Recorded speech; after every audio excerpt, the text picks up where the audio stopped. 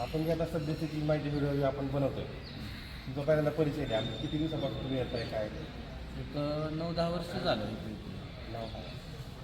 नाना नेंदेव जवळ गे राहणार आडे. आता आपण जी व्हिडिओच्या माध्यमातून शेतकरी बांधवांपर्यंत जी काय माहिती आपण देतो ती माहिती आपण मनाने देतोय का वेगळं काही चिठ्ठ्या बदल करून देतोय का नाही, जी नाही. जाती आहे त्या हिशोबाने देतोय काय वाटतं? नाही एक शेतकरी म्हणून. योग्य रेट देतो. आता जी माहिती आपण जी व्हिडिओमध्ये सांगतोय जी मला दाखवतोय आता 100 रुपये गेलाय बरोबर आहे. तर ही आपल्या मनाने टाकतोय का जिथे गेलंय ते दाखवतोय जी नाही मला नाही, जे गेले तेच दाखवत आहे.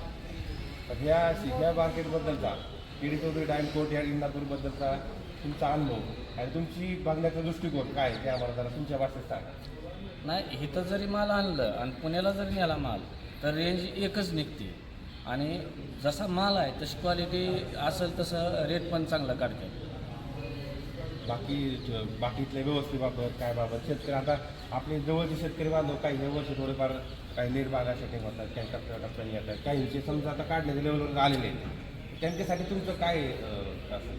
नाही तसं काय म्हणजे जसं माल येईल त्याला असं चालूच राहणार आहे.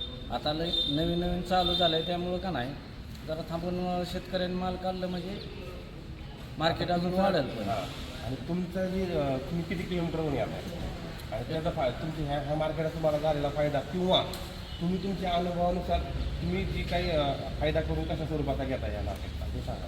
एक 15-20 किलोमीटरवरनं येतो आपला माल आणि म्हणजे जसं एक 9-10 वर्ष झालं येतोय त्या पद्धतीने चांगलंच विकल्या जातो इथं माल. पण फायदा काय होतो जवळ असल्या फायदा काय होतो? फायदा म्हणजे वाहतूक वाढलेली ती कमी इथं मार्केटमध्ये येते.